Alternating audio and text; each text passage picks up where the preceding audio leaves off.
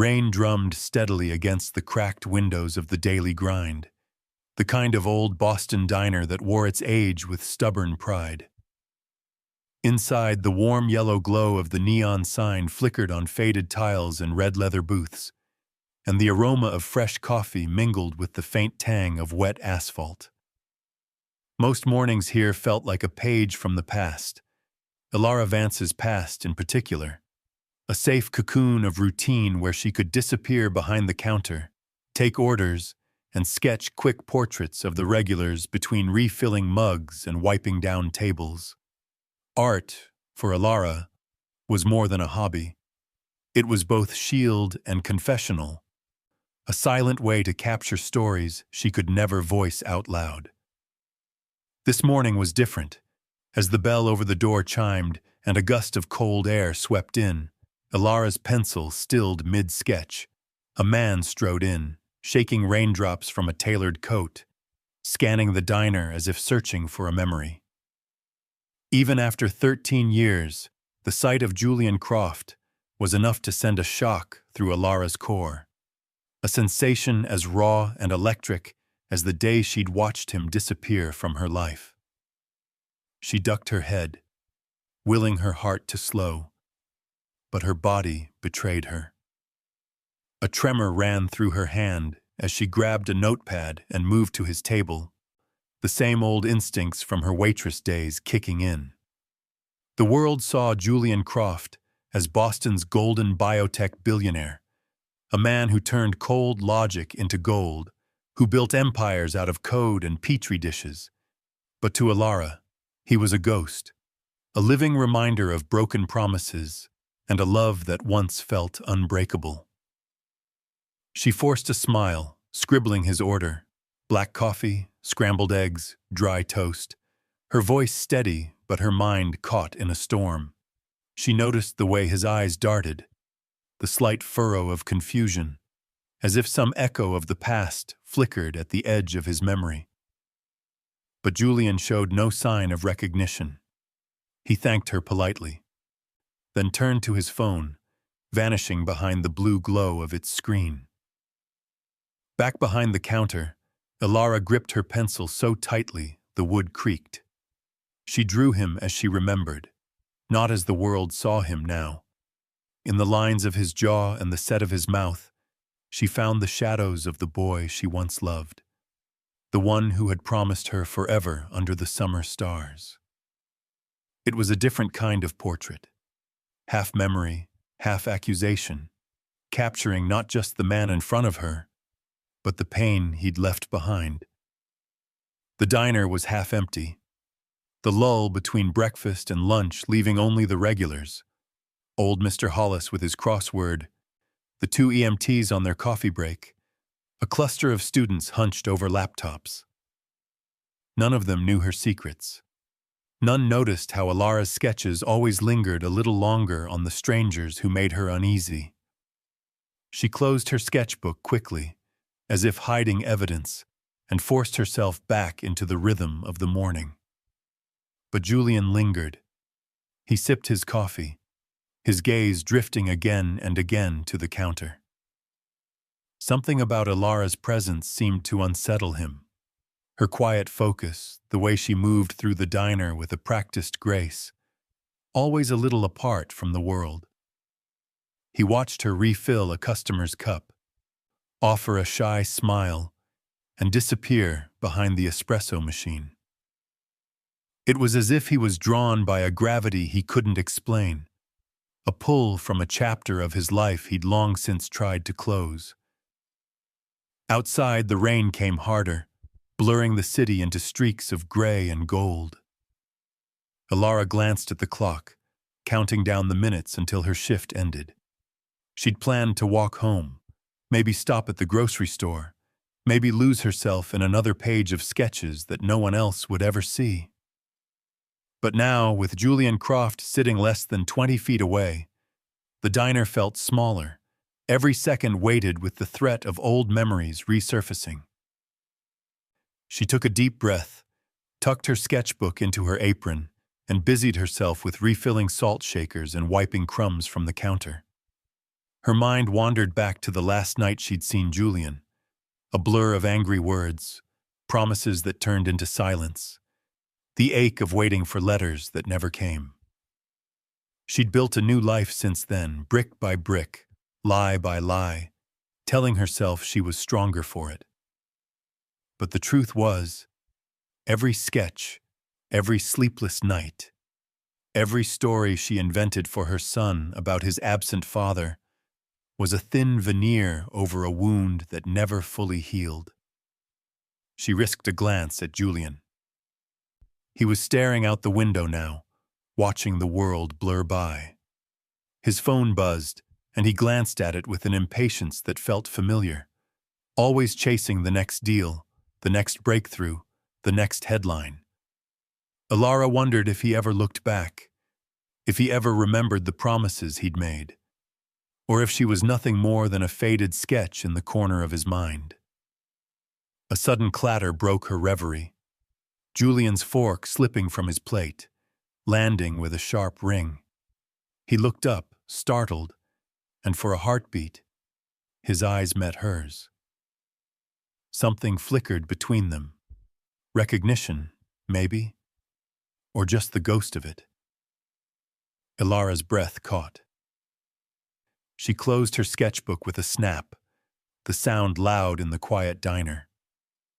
Julian lingered at the counter as the rain continued to pour, his presence as heavy as the memories he'd dragged in with him. Ilara watched him from behind the safety of her counter, heart racing, her secrets pressed between the pages of a battered sketchbook, waiting for the storm to pass. But she knew, deep down, that this was only the beginning. The past never stayed buried for long, not in Boston, not in the rain, and not in the eyes of a man who once swore he'd never leave. Long after Julian Croft's presence faded from the daily grind, its aftershocks lingered. Ilara Vance felt them in the air, the way the rain kept pressing against the windows, and most of all in her own restless thoughts as she walked home that evening. But it was her 13-year-old son, Leo, who sensed them in subtler, sharper ways that came less from memory and more from a growing intuition he could neither explain nor ignore. Leo Vance was a boy wired for puzzles. In the tiny back room of their second-floor apartment, tucked between stacks of computer science magazines and the humming glow of 3 monitors, he found comfort in codes and logic that always yielded answers, unlike the stories his mother sometimes told. By all outward appearances, Leo was just another smart kid at Boston Latin. A little quieter, maybe, but fiercely curious and 10 steps ahead of most of his classmates when it came to anything involving numbers, patterns, or computer code. He'd grown up with a narrative carefully built for him. His father was a promising young scientist, lost too soon to the world. Tragic, but vague. The details shifted, sometimes drifting like fog. Sometimes, Ilara said his dad loved classical music. Sometimes that he was terrible at sports.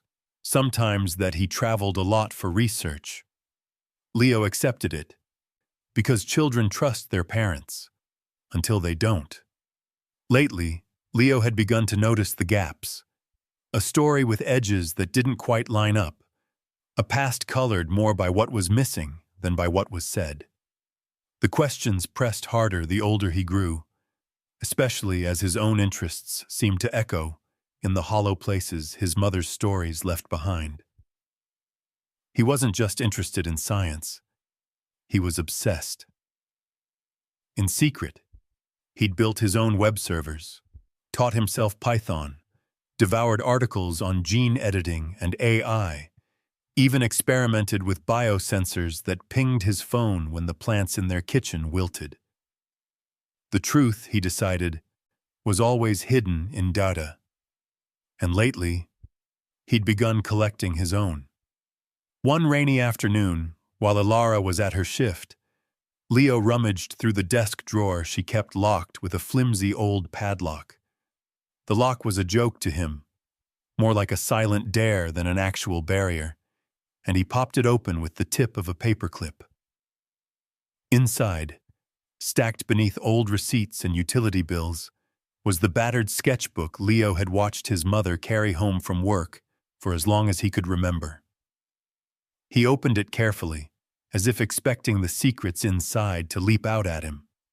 The first few pages were harmless enough. Napkin sketches of coffee cups, a grumpy regular with wild eyebrows, a busboy caught mid-yawn. But deeper into the sketchbook, the tone changed. There were portraits, some clear, others half-erased, of a man Leo had never seen in real life, but whose face felt eerily familiar. A sharp jaw, dark brows, a particular slant to the eyes. Leo stared at one page in particular. The man looked younger, almost wistful, the lines of his smile mingling with a sadness that felt intimate. He flipped quickly, heart hammering. Again, the same face appeared, in different clothes, with different expressions, sometimes laughing, sometimes staring into space, sometimes just a suggestion of a profile. On one page, the man was drawn in the corner of a diner booth, lost in thought. Leo recognized the background instantly, the cracked tiles, the shape of the counter. It was the daily grind. A chill ran down Leo's spine. He put the sketchbook away, snapping the lock shut behind him, but the image haunted him. That night, after Ilara came home exhausted and fell asleep on the couch, Leo crept back to his room and fired up his laptop. If there were answers to be found, he would find them. He started with what he had, the sketches. He snapped a quick photo of the clearest drawing with his phone, then used a facial recognition API, one of the many tools he'd quietly trained himself to use. The software needed data, so Leo scoured the web for group photos from old Boston events, charity galas, faculty pages, biotech conferences. He wrote a script to crawl public image databases, feeding in the sketch as a reference. Most of the time, the matches were garbage, low-resolution faces, mismatched angles. But the process was like a game to him, each failed attempt narrowing the possibilities. As the search ran in the background, Leo turned over the other clues.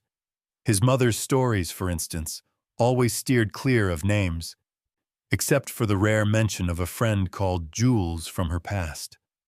Once he'd found an old photograph in the attic, its edges curling and colors faded. Ilara had tried to snatch it away before he could ask about it. But Leo remembered the way her hand shook, the way she stared at the boy in the photo, not with nostalgia, but with regret. Why all the secrecy? Why did his mother look at the sketchbook like it contained more danger than comfort? Why did her eyes always drift to the door on rainy days, as if expecting someone, or something, from her past to walk through? Leo's mind refused to let go. He scrawled the details out in a notebook. The diner, the sketches, the old photograph, the stories about a scientist who vanished. None of it added up. And the more he chased the question, the more it began to feel like the toughest equation he'd ever faced. Not one of numbers or logic, but of people and pain and truths left unsaid. By midnight, Leo's script pinged him. No perfect matches, but a handful of close results. He clicked through them, and on the last screen he saw the unmistakable face from his mother's sketches.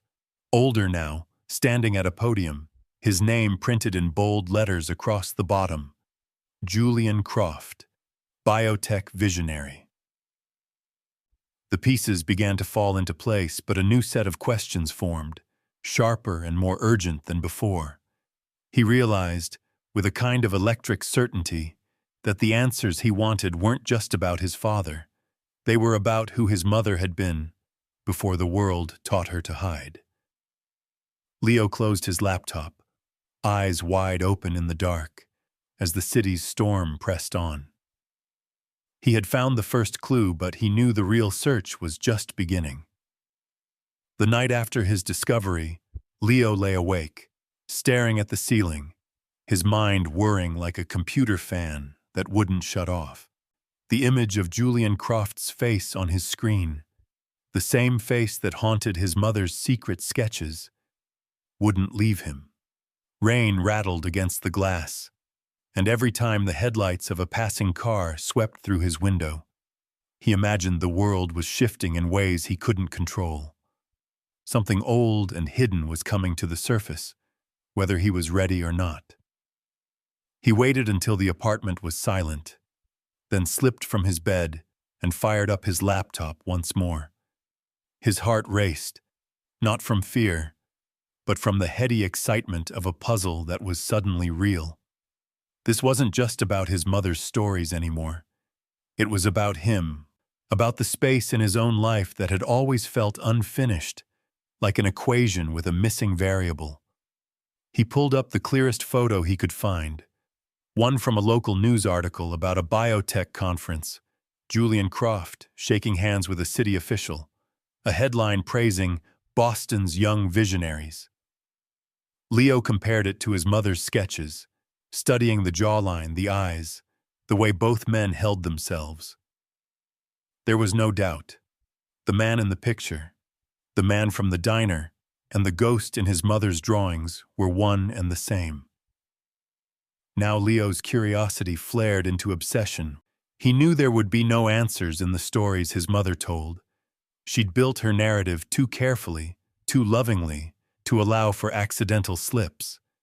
But computers, Leo believed, didn't lie. Data, when you knew where to look, always revealed the truth. He decided to build his own path, quiet, precise, and digital. First, he needed a starting point, so he dug up the old photograph he'd found months before, the faded snapshot of his mom, years younger, smiling beside a young man on a Boston street corner. The man's face was obscured by the angle, but Leo suspected, no, he knew, it was Julian. He scanned the photo and loaded it into his laptop, setting up a custom facial recognition script he'd tinkered with all year. His software wasn't perfect, but it was clever, scraping public social media accounts, alumni pages, and local event photos for potential matches. Every time he hit a firewall or a login screen, Leo's fingers danced across the keys, writing code to slip through the gaps. The process took hours. Leo's breath fogged in the cool room as he waited for each batch of results. His nerves stretched thin.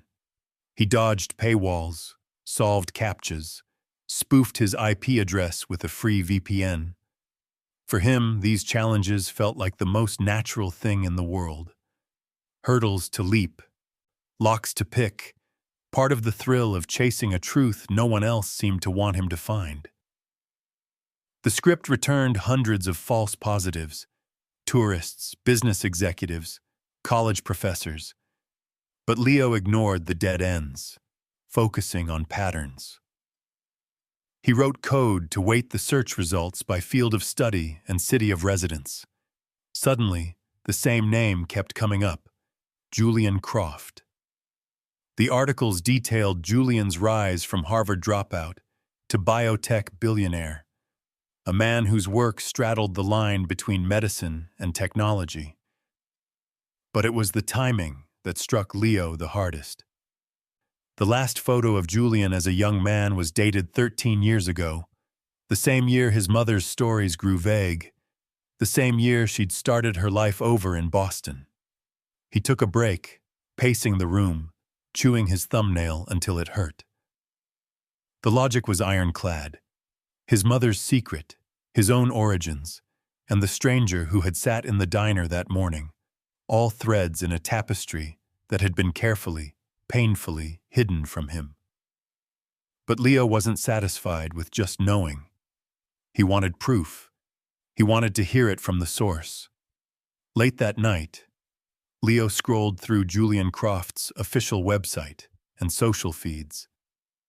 It was all business: press releases, speeches, photos of state-of-the-art labs and corporate events. But buried in the news section, he found it: an announcement that Julian Croft would be giving a lecture at MIT in 2 weeks, inspiring the next generation of scientists. The event was open to the public, and tickets were cheap. Leo's fingers shook as he filled out the registration form, using a fake name and a throwaway email address. He felt a surge of something: excitement, dread, anticipation. For the first time, he wasn't just reading about the world of science and innovation. He was stepping into it, not as an outsider, but as someone with skin in the game. He wondered, in a flicker of wild hope, if Julian would recognize him the way Leo recognized the features they shared in the mirror. In the days that followed, Leo went about his routine: school, chores, science club, careful not to give anything away. He watched his mother with new eyes, noticing the moments when her guard slipped, the faraway look that came over her when she thought no one was watching. He wanted to ask her 1,000 questions, but he bit his tongue, afraid of what she might say, and even more afraid of what she might not. The morning of the lecture, Leo woke before dawn. He dressed in his favorite blue hoodie, grabbed his well-worn notebook and a pencil, and slipped out before Alara's alarm could go off. He rode the T across the city, rehearsing his questions in his head, his mind sharp with purpose. The MIT auditorium loomed before him, glass and steel shining in the early light, a cathedral to knowledge and ambition. Inside, the crowd buzzed with energy: students, faculty, journalists, all waiting for the moment Julian Croft would take the stage. Leo's palms sweated as he found a seat in the back, blending into the sea of faces. He pulled out his notebook and waited, his heart pounding as the lights dimmed and the man whose face haunted his mother's art stepped into the spotlight. The truth was close, so close Leo could feel it. But he also sensed that asking the right question at the right moment would change everything. For his mother, for himself, for the past and the future he was finally ready to claim. As the rain eased into a gray drizzle, Boston's streets reflected the city's restless pulse, neon lights smudged on the wet pavement. Alara Vance had spent most of her life slipping between the cracks, surviving by working hard, keeping her secrets close to building a world for herself and Leo where the past could not easily intrude. But the past had its own gravity. After Julian Croft's sudden reappearance at the daily grind, she felt it growing stronger, dragging at every thought, making each day heavier. On the surface, life returned to normal. Alara pulled long shifts at the diner, stacked bills in the kitchen drawer, hurried home to Leo and his scattered science projects. But beneath the routine, her sense of safety was beginning to erode. She checked over her shoulder on the walk home. She caught herself staring too long at unfamiliar cars parked across the street. The old sketchbook now lived under her pillow, not in a drawer. She could not shake the feeling that someone, something, was watching, waiting. Her instincts were sharper than most. That was how she'd survived heartbreak and single motherhood in a city that never paused to catch its breath. But nothing could have prepared her for Catherine Croft. The first time Catherine entered the daily grind, she seemed merely another wealthy stranger, a woman dressed in impeccable winter white, a diamond glinting at her throat, hair swept into an ageless chignon. She moved through the diner like a shadow, her eyes cool, lips set in a line that could have been mistaken for kindness. She ordered tea, sat alone at a corner booth, and studied Alara with the kind of gaze that turned people to stone. There was no introduction, only a long silence broken by the clink of porcelain. Alara felt the woman's attention like a cold wind at her back. Something about her was uncanny, unsettling, a predator's poise behind a socialite's smile. Alara wondered if she was simply being paranoid, if Julian's brief visit had merely set her nerves on edge. But as Catherine lingered, the feeling grew undeniable. This woman wasn't here for coffee. When Alara delivered the tea, Catherine finally spoke, her voice smooth, with just enough warmth to disarm. She asked innocent questions at first, about the diner, the weather, Boston's changing skyline. But there was a razor in her tone, an undercurrent of something sharper. Gradually, the conversation slid toward more personal territory. How long Alara had worked here, whether she had family, if she'd ever thought of leaving the city for bigger opportunities. Catherine's questions were never truly questions. They were tests, soft traps laid with practiced skill. Then came the offers. First, a generous tip pressed into Alara's palm. Next, a business card from a high-end staffing agency with a promise of better prospects. Catherine described opportunities, jobs at exclusive clubs, access to city leaders, the chance to move up in the world. Each offer was paired with a smile that didn't reach her eyes, a veiled warning buried in compliments. But Alara knew the rules of power plays. She kept her voice even, her answers vague, her own questions locked away. Inside, though, old wounds burned. It was not the first time she'd seen this kind of game, but never had the stakes felt so high.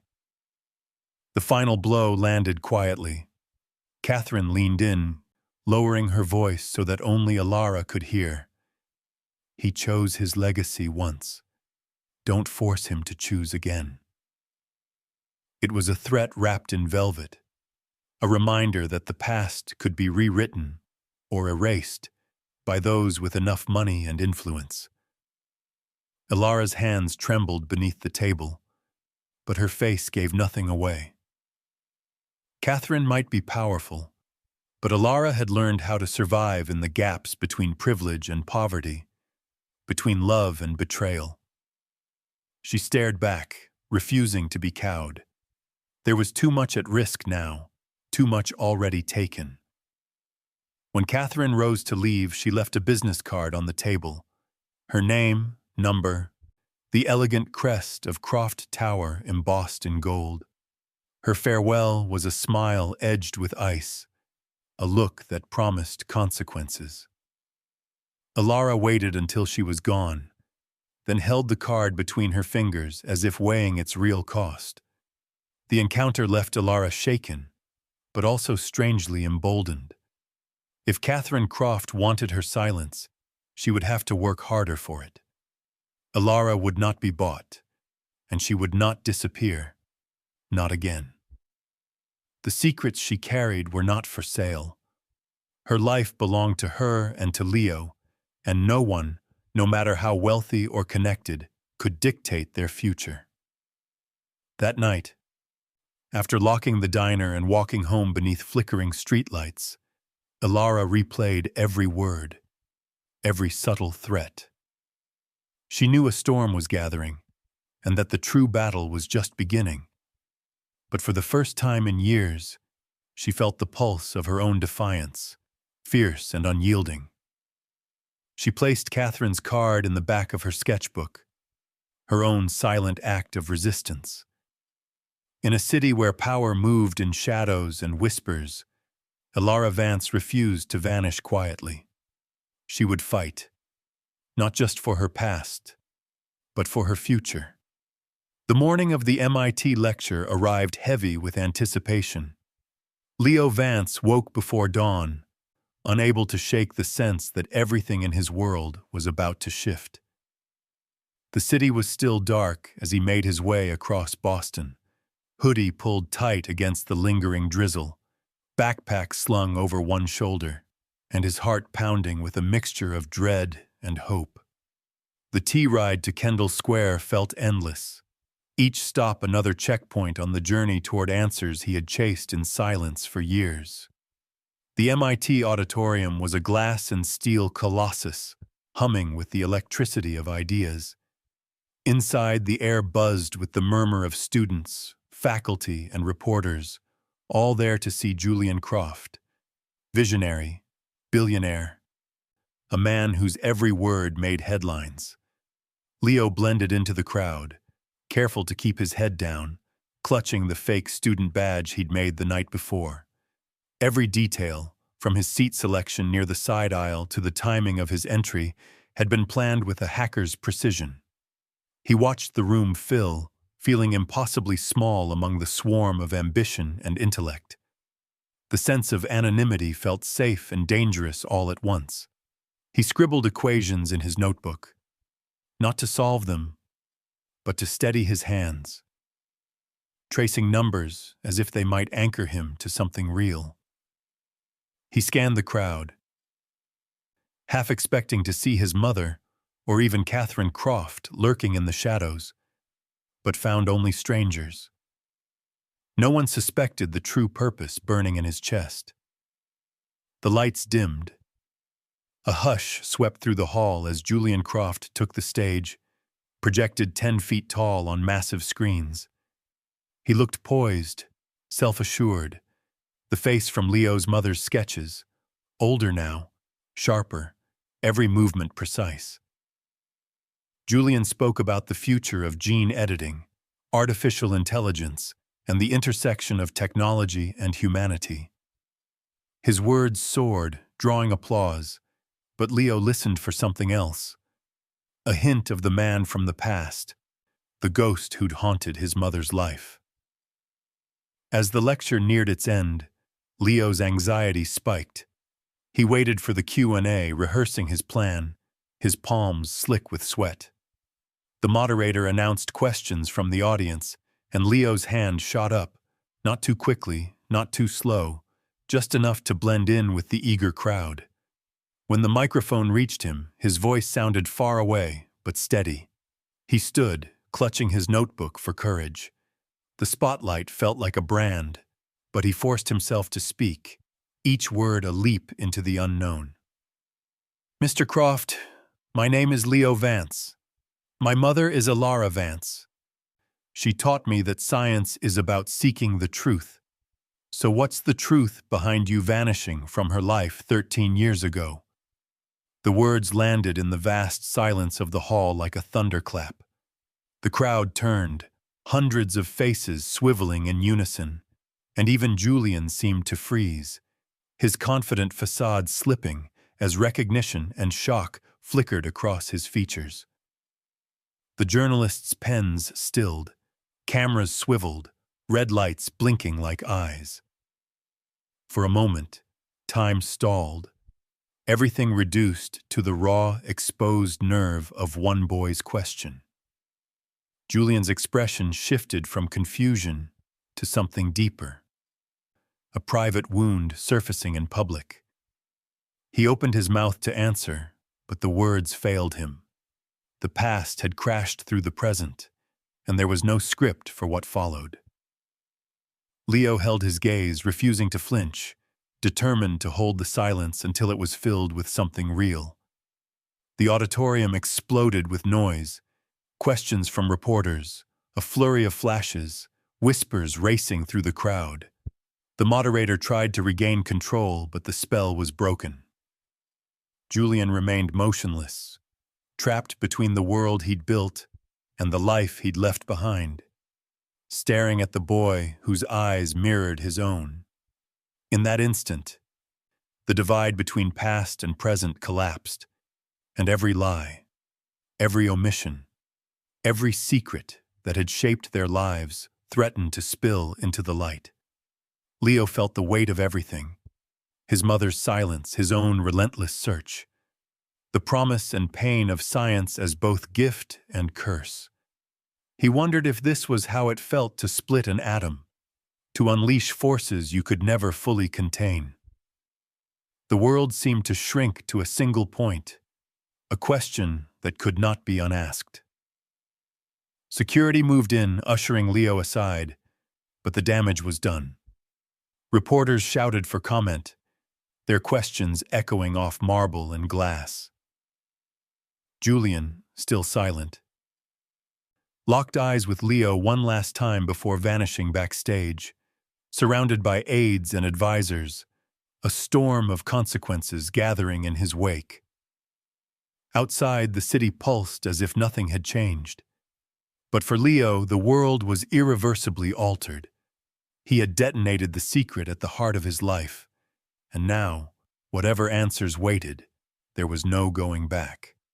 He slipped through the crowds outside MIT, the drizzle returning, mingling with the adrenaline and fear pounding in his veins. He had found his father, not in stories or sketches, but in a collision of science and fate, a public confrontation that would ripple through every corner of their lives. The MIT auditorium had emptied, but the echoes of Leo's question still reverberated through the building and beyond. By the next morning, news sites buzzed with the confrontation.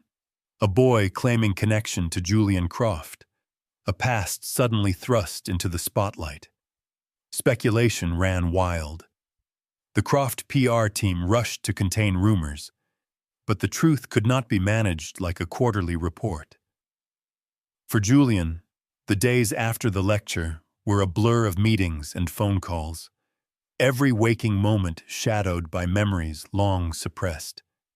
Leo's face, the tremor in his voice, the accusation sharpened by longing, these haunted Julian far more than any business rival or biotech challenge ever had. He saw Ilara in the boy's jawline, the stubborn set of his mouth, and in those moments, the years collapsed into a single painful truth. He had never stopped wondering what had become of her.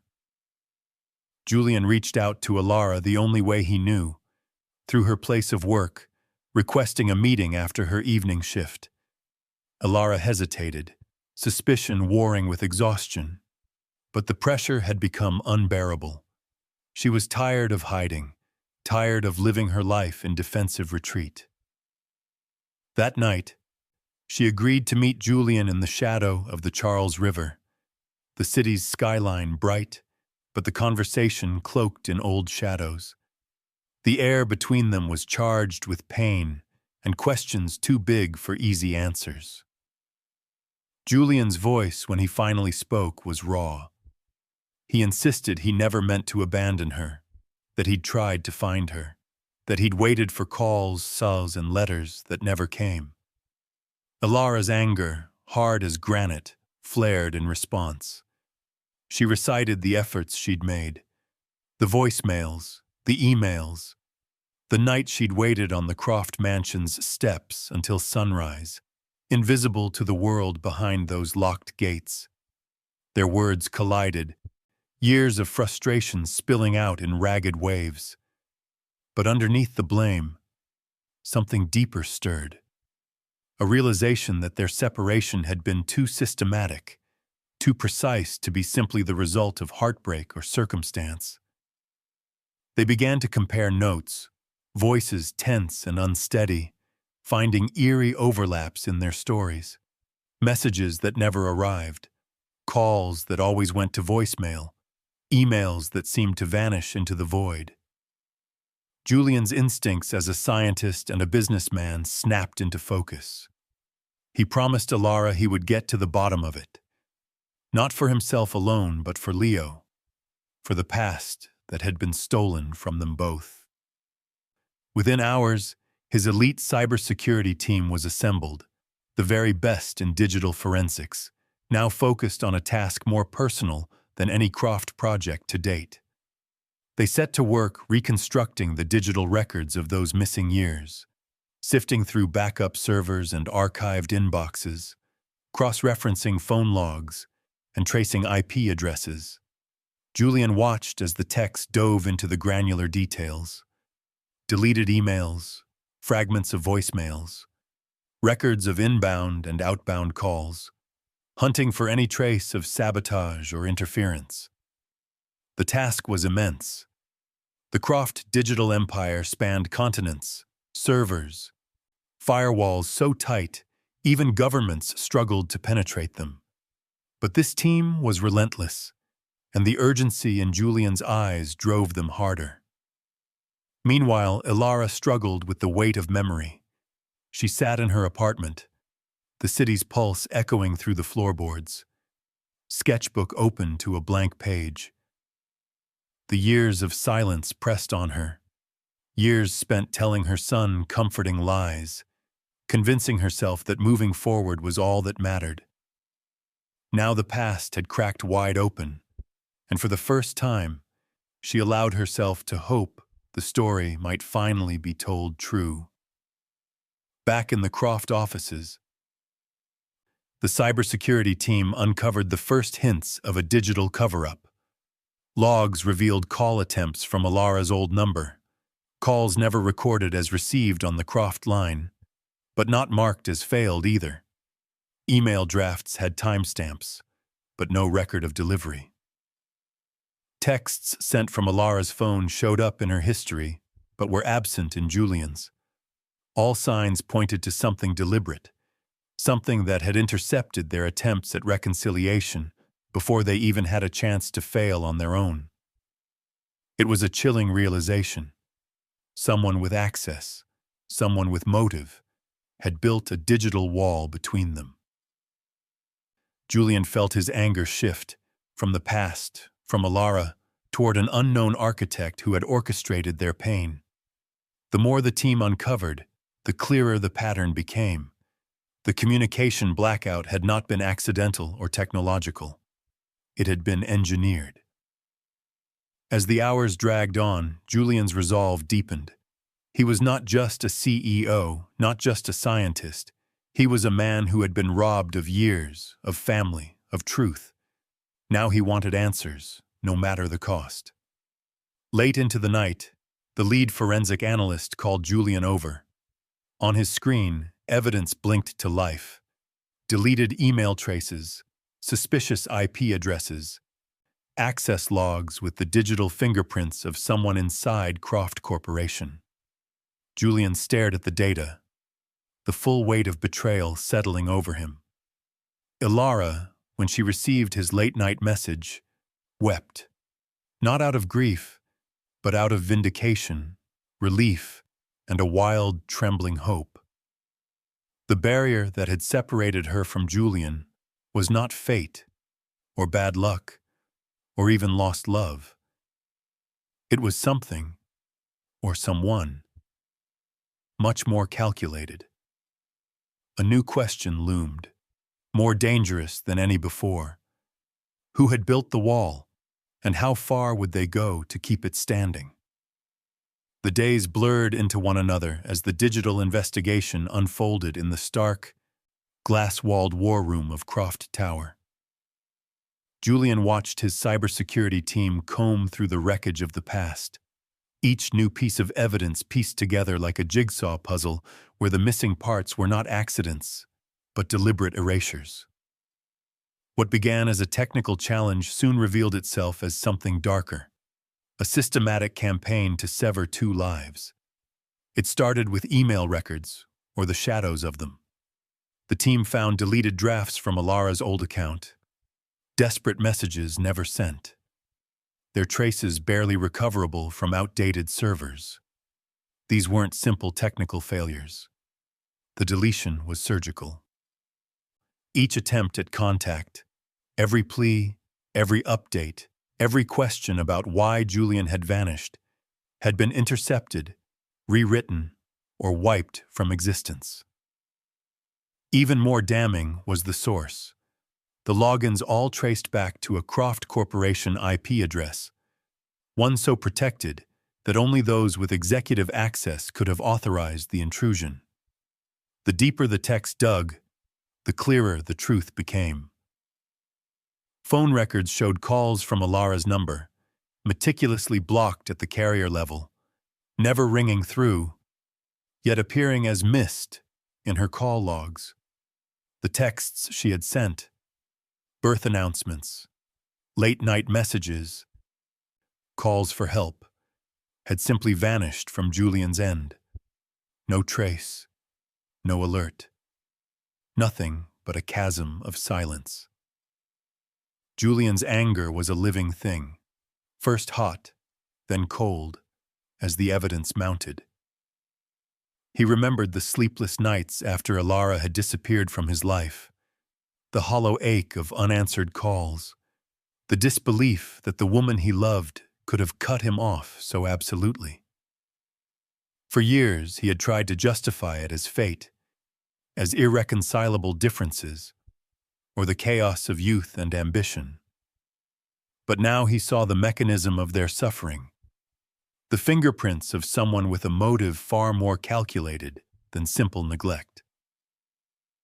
In the smallest hours of the morning, the team assembled a dossier, a grim catalog of the ways their lives had been pried apart. They slid it across Julian's desk, lines of code, screenshots, logs, timestamps, all circling back to one name. The last administrator to access both Alara's and Julian's digital records, the person who had the authority to alter them without oversight, was Catherine Croft. The realization hit Julian with a force that nearly buckled his composure. Catherine, his own mother, the matriarch whose ambition had built Croft Corporation and whose approval he'd spent a lifetime trying to earn. She'd always spoken of legacy, of the price of greatness, of the necessity of sacrifice. But Julian had never imagined she would go so far as to erase a son's future, a mother's hope, a child's birthright, all in the name of corporate dynasty. A torrent of memories crashed over him. Catherine's constant warnings about distractions, her veiled threats when he first brought Alara home, the way she had always steered him toward duty and away from anything, anyone, that threatened the Croft image.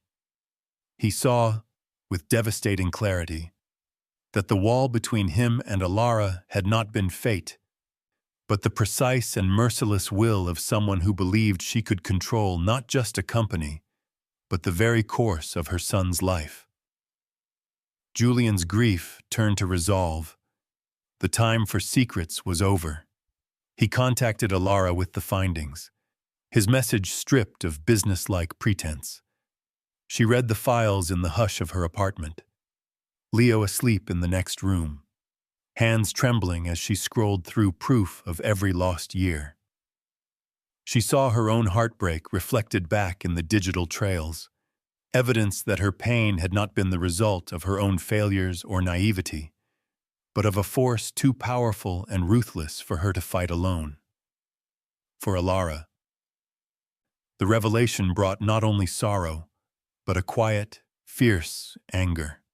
She thought of all the times she'd doubted herself, the stories she'd crafted for Leo to fill the gaps, the opportunities she'd lost as she retreated into anonymity.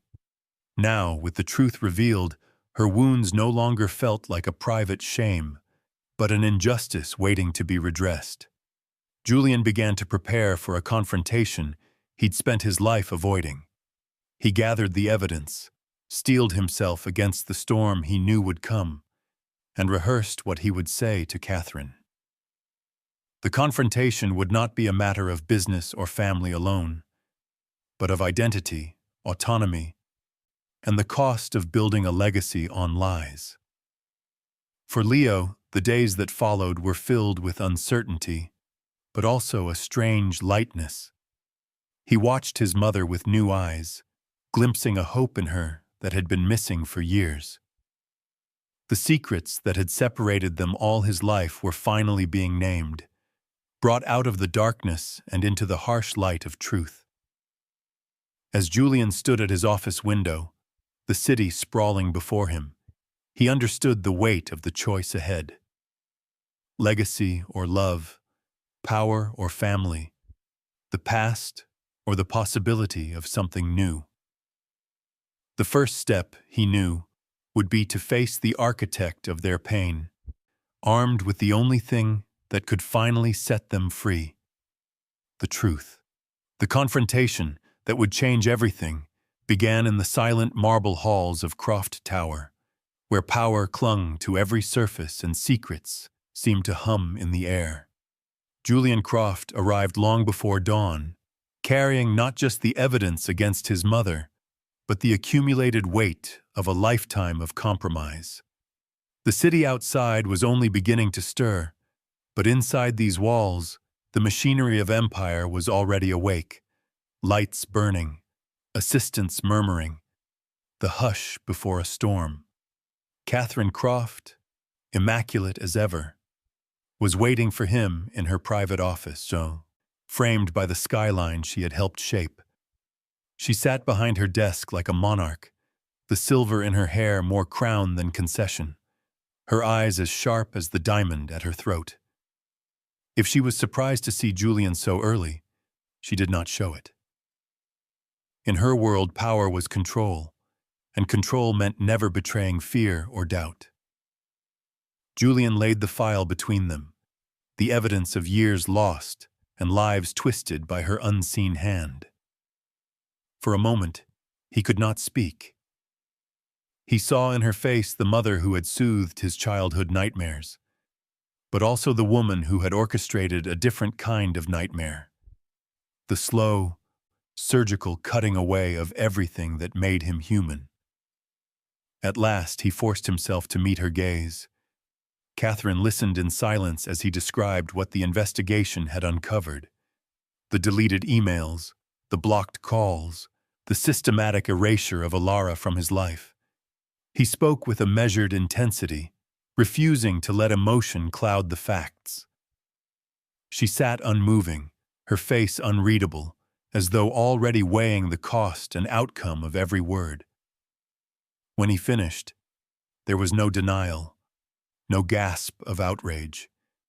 Instead, Catherine regarded him with a kind of sad certainty, as if she had always known this day would come. She justified her actions in the language of legacy, a language she had spoken all her life. She talked of duty, of the Croft name, of sacrifice required to preserve what generations had built. To her, love was a distraction, family a resource, and Alara, a risk to be managed, a threat to be neutralized before she could unravel the carefully woven fabric of the Croft future. She told Julian, quietly but without apology, that she had intervened because he was meant for greater things than ordinary happiness.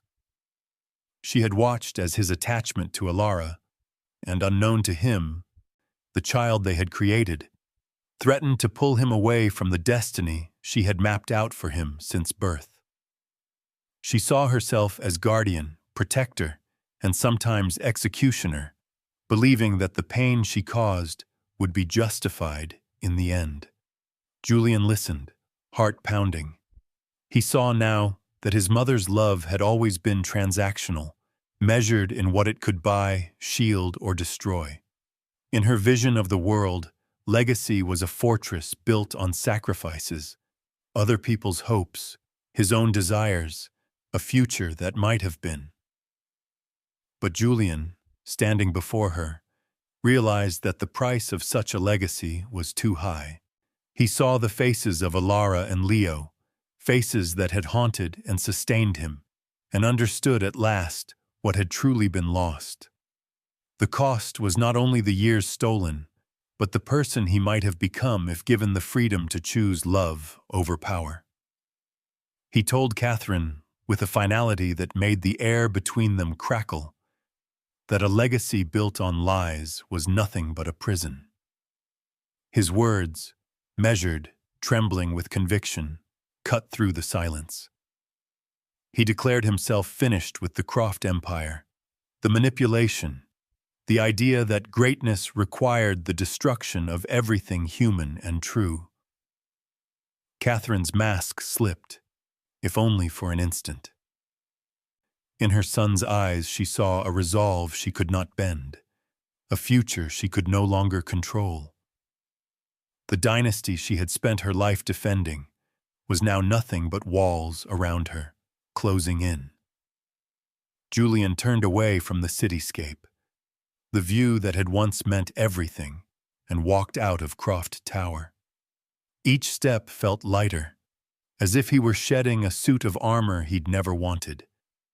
His phone felt heavy in his hand, not with obligation, but with possibility. He scrolled through his contacts, found Alara's number, and pressed call, not as an executive, not as an heir, but as a man finally free to reclaim what had been stolen from him. Outside, Boston bustled with the promise of morning, unaware that the tides of one family's fate had irrevocably shifted. Julian breathed in the crisp air, his pulse alive with hope and fear, and the beginning of something new. He dialed, the line ringing in the pre-dawn hush, ready to step into a future no longer defined by shadows or sacrifice. Cliffhanger. Julian walks out of Croft Tower, phone in hand, dialing Alara. After years defined by silence and secrets, the world seemed to tilt on its axis as Julian Croft stepped away from the shadow of his family's empire. The air outside Croft Tower tasted new. He felt the ache of years lost, but also the freedom of a man finally released from invisible chains. As the sun crept higher over Boston, painting the city in a wash of gold and promise, Julian turned his back on the old skyline and faced the uncertain horizon ahead. His call to Alara was not easy. The first attempts were stilted, awkward, tangled with the weight of the past. Alara, still wary, answered with a reserve that was both habit and self-preservation. Yet beneath her calm, something inside her stirred, a hope she had long buried but never truly killed. There were no dramatic declarations, just a quiet mutual understanding. The past was irreparable, but the future was unwritten. Julian moved into a small apartment on the edge of Cambridge, far from the penthouses and boardrooms that had once been his world. For the first time in years, his schedule was his own. He called Leo every evening, their conversations at first formal and careful, then slowly easing into the awkward warmth of a new relationship. Science became their common language. Julian would suggest articles, send links about CRISPR breakthroughs and coding tricks, and Leo would reply with questions, diagrams, half-finished projects. In the soft, golden hours after school, Julian would join Leo and Alara at their kitchen table, the three of them bending over circuit boards and stacks of scientific journals. The kitchen, once filled only with the hum of old appliances, now echoed with the clatter of experiments and bursts of laughter. Leo's curiosity bloomed, his questions unending. Julian listened, amazed by his son's mind and spirit, each discovery a bittersweet reminder of the time they'd lost, but also a promise of what they might still build. Alara watched this new chapter with cautious optimism. Years of struggle had taught her that hope could be as dangerous as disappointment, but as the days passed, she found herself reaching for it anyway. She watched Julian and Leo solder wires for a homemade biosensor, their heads bent together in fierce concentration, and felt something in her heart begin to thaw. Julian was not the man she had known before, not just a ghost from her past, but a man shaped by regret and change, working every day to earn his place in this fragile new family. Still, trust could not be rebuilt overnight. Alara set boundaries. She insisted on taking things slow, prioritizing Leo's well-being above all. She kept her job at the daily grind, continued to draw in her sketchbook late into the night, and made space for Julian to prove himself through quiet, everyday actions. He showed up for science club meetings, helped Leo prepare his project for the upcoming Boston Science and Engineering Fair, and learned the rhythms of their world. How Alara liked her coffee, the way Leo fidgeted when nervous, the subtle signs of joy and worry in their lives.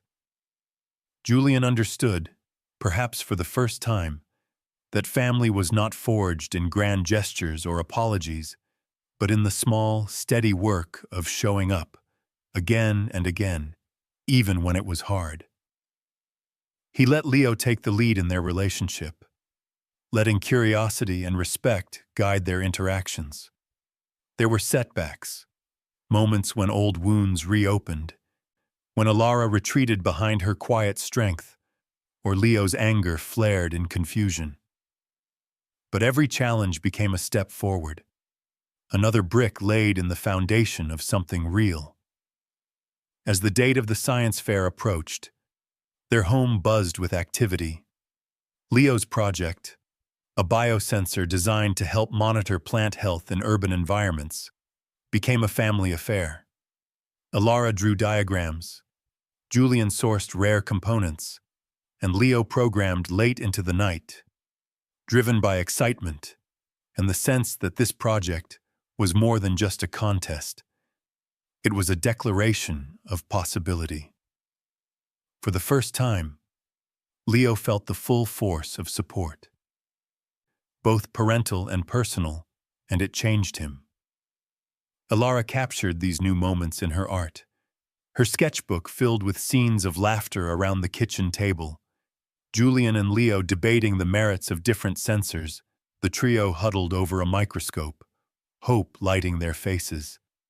Each line was a quiet prayer, an attempt to freeze happiness before it could slip away. Her drawings no longer hid in the shadows of the past, but reached for the light of what might come. The science fair arrived on a brilliant spring morning. The three of them stood together, united for the first time, not just as people bound by old hurts, but as a family daring to believe in the future. As they waited among the excited students and proud parents, Alara felt the last vestiges of loneliness slip away. She looked at Julian, at Leo, and realized that sometimes new beginnings grew from the soil of broken dreams, watered by hope and the hard, humble work of forgiveness. For Leo, the day felt like a kind of arrival. He stood between his parents, project in hand, no longer defined by questions without answers, but by a story of his own making. And as the judges called his name and he stepped forward, his heart pounded not with fear, but with pride. Pride in his work, in his family, and in the uncertain, shining road ahead. The city pulsed with new life as spring gave way to early summer, sunlight glancing off the Charles River and washing Boston's streets in promise. The Boston Citywide Science and Engineering Fair was held in a grand old auditorium whose echoes had carried applause for generations. It was here, beneath banners for discovery and innovation, that Leo Vance stood at the center of a bright turning point in his life. The air inside buzzed with expectation. Students from every corner of the city milled about, proudly explaining their projects to judges, teachers, and beaming parents. Leo's display, a table of hand-built biosensors, diagrams sketched by Alara, and an interactive app he'd coded himself, stood out for its clarity, creativity, and heart.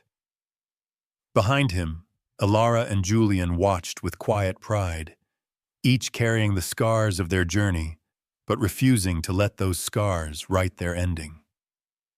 When the results were announced, the room burst into applause.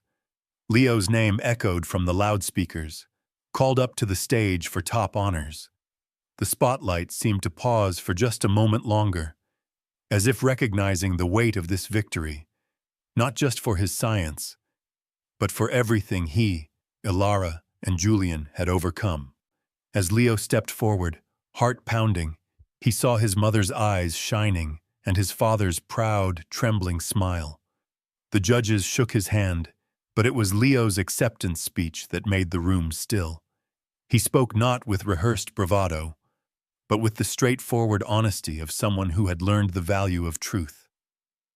He dedicated his project to "my amazing mom and the father I found at last," his voice carrying the story of loss, reunion, and possibility farther than he could ever have dreamed.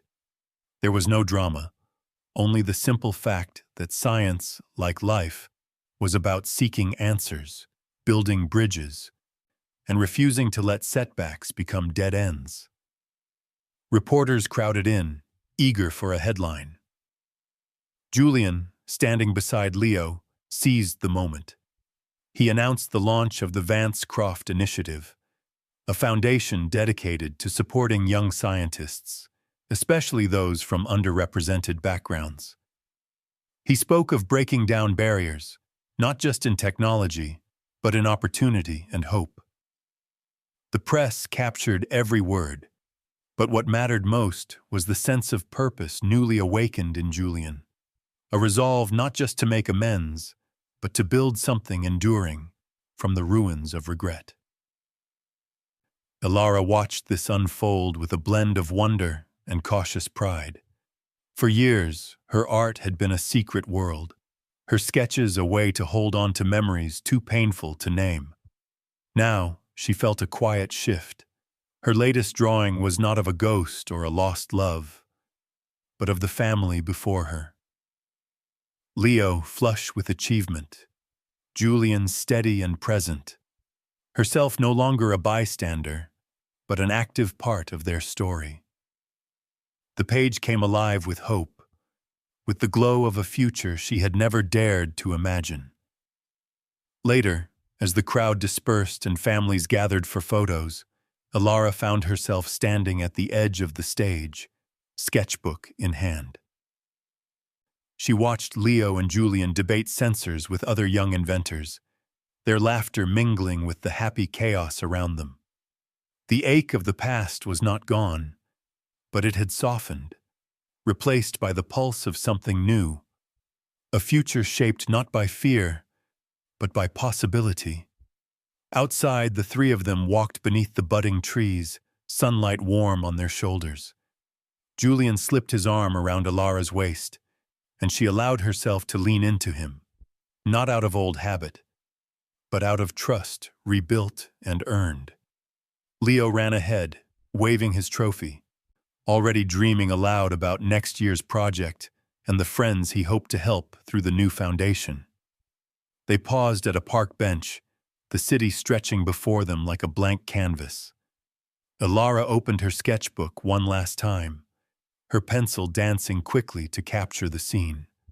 A family in motion, the horizon wide open, laughter rising, hands linked. There was no need for shadows, no more ghosts, only the truth of the moment and the promise of what was yet to come. As she finished, Ilara closed the book not with the sense of an ending, but with the certainty of a beginning. The sketchbook no longer hid secrets. It held a record of survival, of learning to hope again, and of a family who had fought to find one another, piece by piece. In that final image there was no legacy of loss, only a testament to what could be built from honesty, resilience, and love. The story was no longer just hers, or Julian's, or Leo's. It was theirs, a future by design, drawn together, open to the light.